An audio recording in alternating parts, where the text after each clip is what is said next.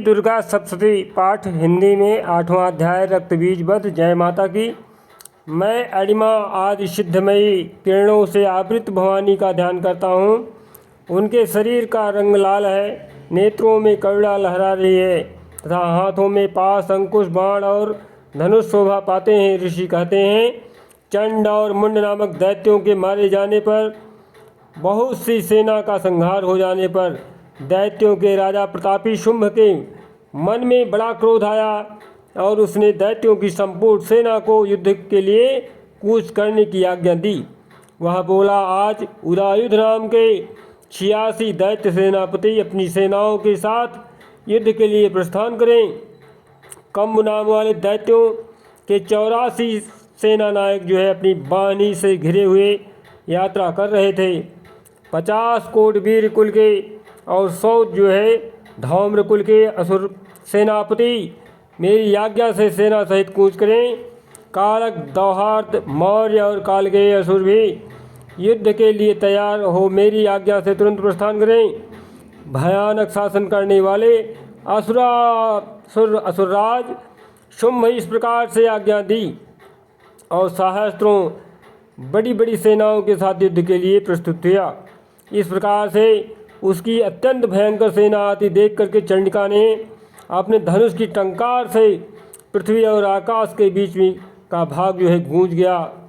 इस प्रकार से राजन तदंतर देवी के सिंह ने बड़े जोर जोर से दहाड़ना प्रारंभ किया और शेर की दहाड़ से जो है दैत्य कांपने लगे। संपूर्ण दिशाएं हिलने लगी और घंटे की ध्वनि की नाद से संपूर्ण दिशाएं गूंज उठी। उस भयंकर शब्द से काली ने अपने विकराल मुख को और भी बढ़ा लिया तथा इस प्रकार से विजयिनी हुई और दैत्य का वध कर डाला।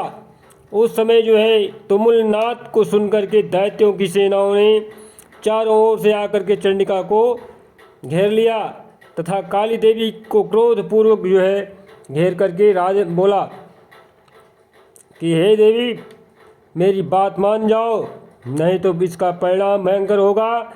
महाहिमालय प्राप्त चंद्ररेखा विभूषण। इसी तरह से जो है बोला कि हे देवी, मेरी बात मान जाओ।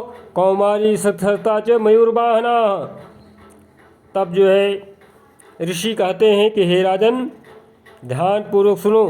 इसी बीच में असुरों के विनाश तथा देवताओं के अभ्युदय के लिए ब्रह्मा, शिव, कार्तिकेय, विष्णु तथा इंद्र आदि देवियों की शक्ति के साथ जो अत्यंत पराक्रम और बल से संपन्न थी, उनके शरीरों से निकल करके उन्हीं की रूप में चंडिका देवी के पास गई।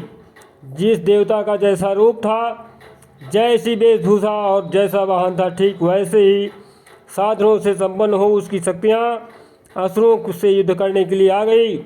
सबसे पहले हंसयुक्त विमान पर बैठी हुई अक्षसूत्र और कमंडल से सुशोभित ब्रह्मा जी की शक्ति उपस्थित हुई, जिसे ब्राह्मणी कहते हैं। महादेवी जी की शक्ति वृषभ पर जो है आरोहण हो दैत्यों की सेनाओं पर जो है माता हाथों में श्रेष्ठ त्रिशूल धारण किए, महानाग का कंगन पहने, मस्तक में चंद्र रेखा से विभूषित हो वहाँ पहुँची। कार्तिकेय जी की शक्ति रूपा जगदम्बिका का उन्हीं का रूप धारण किए श्रेष्ठ मयूर पर आरूढ़ हो गई और हाथ में शक्ति लिए दैत्यों से युद्ध करने के लिए आई। इसी प्रकार से जो है भगवान विष्णु की शक्ति गरुड़ पर विराजमान हो शंख, चक्र, गदा, सारंग, धनुष तथा खड्ग हाथ में लिए वहाँ आई। अनुपम यज्ञ बाराह का स्वरूप धारण करने वाली श्री हरि की जो शक्ति हैं, वह भी 12 शरीर धारण करके वहाँ उपस्थित हुई। नारसिंही शक्ति भी नृसिंह के समान शरीर धारण करके वहाँ आई। उसकी गर्दन के बालों के झटकने से आकाश के तारे बिखर पड़े। इसी प्रकार से इंद्र की शक्ति वज्र हाथ में लिए गजराज ऐरावत पर बैठ करके आई। उसके भी सहस्त्र नेत्र थे। इंद्र का जैसा रूप है वैसा ही उसका भी था।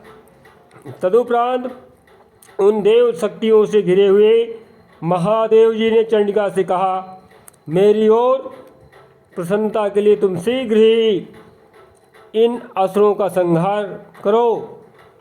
ओम वज्रहस्ताथाय महेंद्रीगिरिराजोपरि स्थिता। तब जा करके देवी के शरीर से अत्यंत भयानक और परम मुग्ध चंडिका शक्ति प्रकट हुई, जो सैकड़ों गिरधड़ियों की भांति आवाज़ करने वाली थी। उस अपराजिता देवी ने धूमिल जटा वाले महादेव जी से कहा, भगवान आप शुंभ निशुंभ के पास दूत बनकर जाइए और उन अत्यंत गर्वीले दानव शुंभ और निशुंभ दोनों से कहिए कि साथ ही उनके अतिरिक्त जो भी दानव युद्ध के लिए वहाँ उपस्थित हुए हैं उनको भी वह संदेश दीजिए, दैत्यों यदि तुम जीवित रहना चाहते हो तो पाताल को लौट जाओ, इंद्र को त्रिलोकी का राज्य मिल जाए और देवता यज्ञ भाग का उपभोग करेंगे।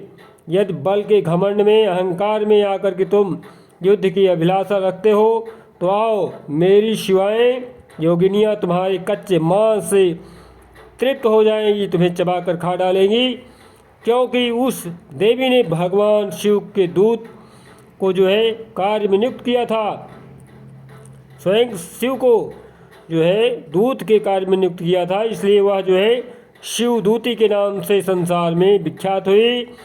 वह महादैत्य भी भगवान शिव के मुंह से देवी के वचन सुनकर के क्रोध में भर गए और जहाँ कात्यायनी विराजमान थी उस ओर बढ़े। इस प्रकार से जो है तदंतर वह दैत्य